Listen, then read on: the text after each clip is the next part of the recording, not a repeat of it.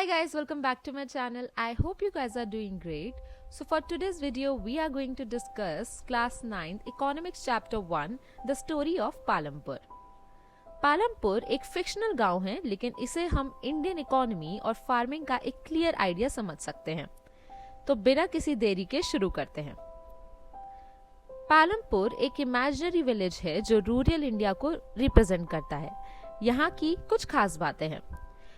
यहाँ का ट्रांसपोर्टेशन एक बिग विलेज रायगंज जो कि सिर्फ 3 किलोमीटर दूर है पालमपुर से, वहां को कनेक्ट करता है. यहाँ ट्रांसपोर्टेशन काफी कन्वीनियंट है. इलेक्ट्रिसिटी, स्कूल और हेल्थ केयर जैसी बेसिक फैसिलिटीज भी इस गांव में अवेलेबल है. पालमपुर में करीब 450 फैमिलीज रहती हैं जो कि डिफरेंट कास्ट से बिलोंग करती हैं. अबाउट 80 फैमिलीज जो अपर कास्ट फैमिलीज हैं वो majority of the land Palampur में ओन करती हैं.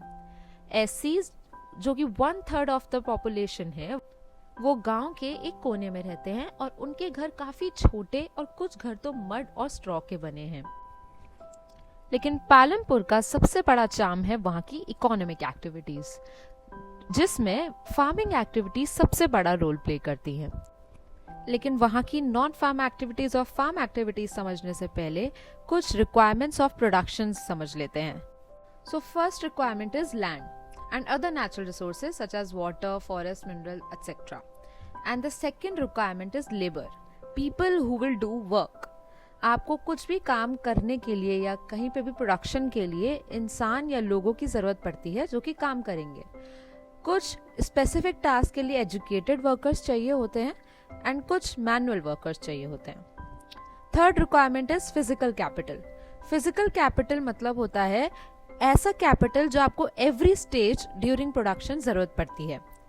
इसमें दो टाइप ऑफ कैपिटल होते हैं, fixed capital and working capital. Fixed capital मतलब होता है ऐसी चीजों में इन्वेस्टमेंट आप करते हैं जिसमें आपको बार बार इन्वेस्टमेंट नहीं करनी पड़ती, लॉन्ग टर्म के लिए वो इन्वेस्टमेंट होती है. Things like tools, machines, building etcetera that can be used in production over many years. So these are included in fixed capital. Second is working capital. ऐसी चीजें जिसमें आपको हर थोड़े टाइम के बाद इन्वेस्टमेंट करनी पड़ती है, जैसे कि raw materials and money in hand. So these are included in working capitals. अब एक और टाइप का कैपिटल होता है दैट इज ह्यूमन कैपिटल, जिसके बारे में आप आगे आने वाले चैप्टर में अच्छे से पढ़ेंगे. लेकिन ह्यूमन कैपिटल का मतलब होता है जो कि लैंड, लेबर, फिजिकल कैपिटल को मैनेज कर पाए and he has that knowledge and enterprise to be able to put everything together. So these all together are called factors of production. तो अब इन्हीं factors of production के बारे में mainly हम land, labor और physical capital के बारे में इस chapter में आगे हम समझने वाले हैं. So पहले फार्मिंग एक्टिविटीज डिस्कस करते हैं. फार्मिंग एक्टिविटीज किस तरह से पालमपुर में वर्क करती हैं इसे हम पॉइंटर्स के थ्रू समझने वाले हैं. तो फार्मिंग पालमपुर का एक मेन इकोनॉमिक एक्टिविटी है जिसमें लगभग 75% लोग जुड़े हुए हैं. फार्मर्स अपनी फैमिली की ज़रूरत पूरी करने के लिए क्रॉप्स उगाते हैं और जो सरप्लस अमाउंट बचता है उसे मार्केट में जाके सेल करते हैं ताकि उन्हें इनकम अर्न हो. लेकिन फार्मिंग काफ़ी डिपेंडेंट है लैंड, लेबर और कैपिटल के प्रॉपर यूज पर. तो सबसे पहला लैंड डिस्ट्रीब्यूशन.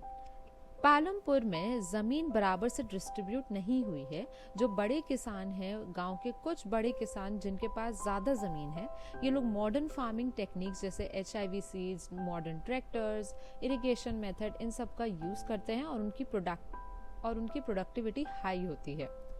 छोटे किसान, स्मॉल फार्मर्स, ज़्यादातर इन फार्मर्स के पास बहुत कम ज़मीन होती है जिससे उनके लिए गुजारा करना बहुत मुश्किल हो जाता है. एंड थर्ड, लैंडलेस लेबरर्स, मजदूर. ये लोग जमीन के मालिक नहीं हैं और दूसरे किसानों के खेत में काम करके डेली वेजेस कमाते हैं.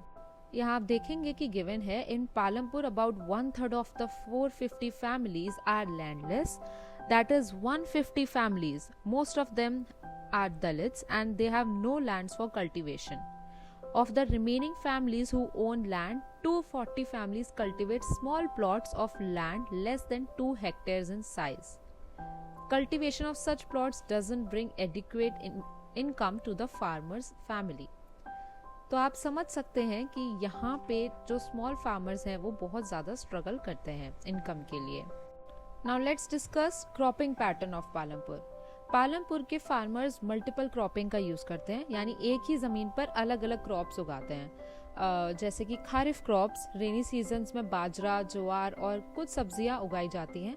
और फिर विंटर सीजन में राबी क्रॉप्स जैसे गेहूं और सरसों उगाई जाती है। Then commercial crops, sugar cane Palampur की मेन कैश क्रॉप है जो शुगर मिल्स में बेचा जाता है। तो आप देख पाएंगे कि एक ही ज़मीन पर वो डिफरेंट क्रॉप्स को उगाते हैं। अब देखते हैं फार्मिंग टेक्निक्स। यहाँ पर दो तरह की फार्मिंग टेक्निक्स का यूज़ होता है, ट्रेडिशनल फार्मिंग और modern farming. Traditional farming mostly जो स्मॉल फार्मर्स होते हैं वो यूज़ करते हैं। इसमें ये टूल्स जैसे प्लो और बुलॉक्स का यूज़ होता है। लोकल सीड्स और फर्टिलाइजर्स यूज़ किए जाते हैं जो कम प्रोडक्टिव होते हैं, और फार्मिंग लेबर इंटेंसिव होती है और प्रोडक्शन हमेशा लो रहता है यहाँ पर, क्योंकि ये ज़्यादा टूल्स या ज़्यादा मशीन्स नहीं यूज़ कर पाते हैं, इनके पास कैपिटल की कमी होती है। तो ये ट्रेडिशनल फार्मिंग को फॉलो करते हैं स्मॉल लेबर्स, यहाँ पे स्मॉल फार्मर्स मेनली। और दूसरा मॉडर्न फार्मिंग टेक्निक्स, जो कि मेनली जो बड़े फार्मर्स हैं वो ही यूज़ करते हैं। बड़े फार्मर्स मॉडर्न टेक्निक्स जैसे high yielding variety HIV seeds का यूज़ करते हैं। ये सीड्स ज़्यादा फसल देते हैं। ये लोग फर्टिलाइजर्स और पेस्टिसाइड्स का यूज़ करते हैं। इनका यूज़ प्रोडक्टिविटी बढ़ाने और पेस्ट से क्रॉप को प्रोटेक्ट करने के लिए होता है। इरिगेशन फैसिलिटीज़ का यूज़ करते हैं, जैसे ट्यूबवेल्स और कैनल्स को उस खेत में पानी पहुंचाने के लिए यूज़ होता है। और बड़े फार्मर्स ट्रैक्टर्स, मशीनरी, इन पर भी खर्चा करते हैं ताकि लेबर को रिड्यूस करा जाए और टाइम सेव किया जाए। तो अब कुछ प्रॉब्लम्स डिस्कस कर लेते हैं जो कि फार्मिंग में छोटे किसानों को और मजदूरों को फेस करनी पड़ती है। छोटे किसानों को ज़मीन छोटी होने की वजह से क्रॉप्स काफ़ी कम उनकी वहाँ पे उगती हैं, एंड लोन के लिए भी मनी लेंडर्स पर डिपेंडेंट होते हैं जो हाई इंटरेस्ट पर उन्हें चार्ज करते हैं। और मज़दूरों को जो मुश्किलें फेस करनी पड़ती हैं वो वेजेस के रिगार्डिंग होती हैं। उन्हें मिनिमम वेज भी नहीं मिलती है, जॉब सिक्योरिटी या बेनिफिट्स बिल्कुल भी नहीं होते हैं। यहाँ पे एक दला और रामकली के एग्जाम्पल के थ्रू यहाँ पे लैंड डिस्ट्रीब्यूशन और इनइक्वालिटी को समझाया गया है। तो let's overlook with an example. तो इस स्टोरी में दला और रामकली के एग्जाम्पल्स का यूज़ करके फार्मिंग की डिफ़िकल्टीज और रूरल लाइफ के चैलेंजेस को एक्सप्लेन किया गया है। So let's see. दला एक स्मॉल फार्मर है जो अपने छोटे से प्लॉट पर खेती करता है। रामकली एक लैंडलेस लेबरर है जो दूसरे लोगों के खेत पर काम करती है और डेली वेजेस पर डिपेंडेंट है। दला, क्या आप देखेंगे, दला के पास सिर्फ 1 हेक्टेयर ज़मीन है जो काफ़ी छोटी है। वो वीट और शुगर केन जैसे क्रॉप्स उगाता है। उसकी प्रोडक्शन उसकी फैमिली की ज़रूरत के लिए भी कभी कभी काफ़ी नहीं होती है। दला की लाइफ में उसे ज़मीन छोटी होने की वजह से दला की लाइफ में आप कुछ चैलेंजेस देखेंगे, जैसे लिमिटेड इनकम, ज़मीन छोटी होने की वजह से उसका प्रोडक्शन कम होता है। वो मॉडर्न टूल्स जैसे ट्रैक्टर्स, HIV सीड्स और फर्टिलाइजर्स अफोर्ड नहीं कर पाता है। उस पर लोन का प्रेशर है। दला फार्मिंग के लिए सीड्स और फर्टिलाइजर्स खरीदने के लिए उसको लोन लेना पड़ता है, और जो मनी लेंडर्स हैं वो हाई इंटरेस्ट चार्ज करते हैं, और अगर फसल खराब हो जाए तो उसका कर्ज बढ़ता जाता है। Third, family labour. दला की फैमिली के लोग उसके खेत में काम करते हैं क्योंकि वो मजदूर अफोर्ड नहीं कर सकता है। अब रामकली डिस्कस कर लेते हैं। रामकली एक लैंडलेस लेबर है और उसकी जो सिचुएशन है, उसके पास ज़मीन नहीं है अपनी खुद की, और इसलिए वो बड़े फार्मर्स के खेत में डेली वेजेस पर काम करती है। उसकी इनकम काफ़ी कम होती है और फैमिली की ज़रूरत भी पूरी नहीं कर पाती है। वो जब फार्मिंग का सीज़न नहीं होता है तो उसके पास ऑल्टरनेटिव कोई काम भी नहीं होता है और उसको बहुत मुश्किलों का सामना करना पड़ता है। यहाँ हमने ये भी देखा कि पालमपुर में जो मिनिमम वेजेस भी नहीं मिलती हैं क्योंकि लेबर सप्लाई ज़्यादा है और वर्कर्स के पास बार्गेनिंग पावर नहीं है। उसके पास जॉब सिक्योरिटी भी नहीं है। फार्मिंग का काम सीजनल होता है, इसलिए ऑफ सीजन में रामकली को कोई काम नहीं मिलता है। इस वजह से उसकी फाइनेंशियल कंडीशंस और ख़राब हो जाती हैं, और वो हमेशा लार्ज फार्मर्स पे ही डिपेंडेंट है क्योंकि उसकी लाइवलीहुड पूरी तरह से बड़े फार्मर्स पर डिपेंड है। अगर उन्हें लेबर की ज़रूरत ना हो तो रामकली के पास इनकम का कोई भी सोर्स नहीं बचता। तो इन दोनों के एग्जाम्पल्स के थ्रू हम देख सकते हैं कि कितनी ज़्यादा पालमपुर में इनइक्वालिटी इन लैंड ओनरशिप है, और स्मॉल फार्मर्स को कैपिटल में भी और लैंड में भी कितना ज़्यादा स्ट्रगल करना पड़ता है। लेबरर्स को वेजेस में स्ट्रगल करना पड़ता है। फिर यहाँ पर हम एक और एग्जाम्पल देखते हैं तेजपाल सिंह और सविता का। तेजपाल सिंह जो कि एक बड़ा फार्मर है, जिनके पास काफ़ी ज़्यादा ज़मीन और रिसोर्सेज हैं, वो मॉडर्न फार्मिंग टेक्निक्स का यूज़ करते हैं अपनी प्रोडक्टिविटी को बढ़ाने में। वो फार्मिंग प्रैक्टिसेस में HYV सीड्स का इस्तेमाल करते हैं, इरिगेशन फैसिलिटीज़ का यूज़ करते हैं, मॉडर्न टूल्स और मशीनरी यूज़ करते हैं, केमिकल फर्टिलाइजर्स और पेस्टिसाइड्स का यूज़ करते हैं। इसकी वजह से उनकी जो इनकम है वो काफ़ी ज़्यादा होती है। वो अपना सरप्लस मार्केट में बेचते हैं और उससे जो उन्हें प्रॉफिट आता है वो अपनी फार्मिंग में और इन्वेस्ट कर पाते हैं। वहीं हम दूसरा देखते हैं सविता का एग्जाम्पल। सविता एक स्मॉल फार्मर है जिनके पास सिर्फ थोड़ी ज़मीन है। वो अपनी ज़मीन पर गेहूँ, वीट की फसल उगाती हैं, लेकिन मॉडर्न टूल्स और रिसोर्सेज की कमी की वजह से उनकी प्रोडक्शन लिमिटेड होती है। हम देखते हैं कि सविता की फार्मिंग प्रैक्टिसेस में कम रिसोर्सेज की प्रॉब्लम होती है, लेबर डिपेंडेंसी होती है, ट्रेडिशनल टूल्स का यूज़ होता है और लोन की ज़रूरत है, क्योंकि ना तो उनके पास कैपिटल है और ना ही उनके पास मशीनरी है, ना ही वो इरिगेशन का या HYV सीड फर्टिलाइजर्स का यूज़ कर सकती हैं।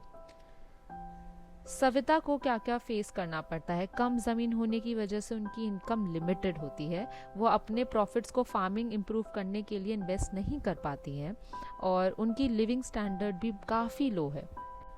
तो इन एग्जाम्पल्स के थ्रू हम काफ़ी हद तक समझ पा रहे हैं कि पालमपुर में कितनी ज़्यादा इनइक्वालिटी लार्ज फार्मर्स और स्मॉल फार्मर्स एंड लेबरर्स में है, राइट? अब डिस्कस कर लेते हैं नॉन फार्मिंग मेथड्स को। नॉन फार्म एक्टिविटीज़ को भी हम पॉइंटर्स के थ्रू समझेंगे। So first is dairy farming. Dairy farming एक इम्पॉर्टेंट नॉन फार्म एक्टिविटी है पालमपुर में। यहाँ पर लोग अपने पशुओं, काउज या बफलोज का दूध बेचते हैं और कुछ बड़े डेयरी सेंटर्स जाके दूध नियर बाय टाउन्स में सप्लाई करते हैं और इससे उनकी एडिशनल इनकम जनरेट होती है।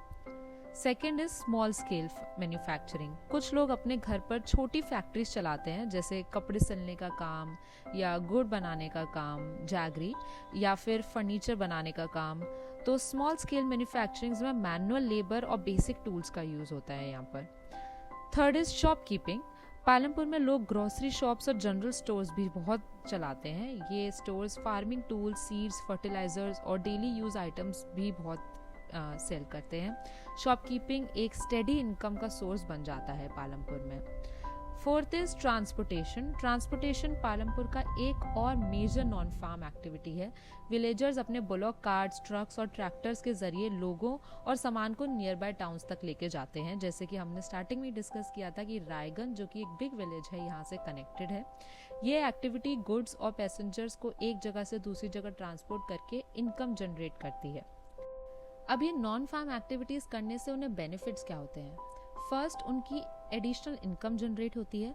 फार्मिंग काफ़ी सीजनल होती है, इसलिए नॉन फार्म एक्टिविटीज़ लोगों के लिए स्टेडी इनकम का सोर्स बन जाती है। सेकेंड, एम्प्लॉयमेंट अपॉर्चुनिटीज़ जनरेट होती है। जो लोग लैंडलेस हैं या फार्मिंग में कम स्कोप देखते हैं, उनके लिए ये एक अच्छा करियर या अपॉर्चुनिटी क्रिएट करता है। थर्ड, इकोनॉमिक डाइवर्सिफिकेशन होता है। Non farm activities rural economy को डाइवर्सिफाई करते हैं, विलेजर्स के डेवलपमेंट में मदद करते हैं। Fourth, risk reduction. फार्मिंग पर पूरा डिपेंड रहने की जगह नॉन फार्म एक्टिविटीज़ रिस्क को रिड्यूस कर देती हैं। तो इसी के साथ हमारा ये चैप्टर ख़त्म होता है। I hope you understood this chapter. If you did, please press the like button. Also, do not forget to subscribe to my channel, and I'll see you in the next video.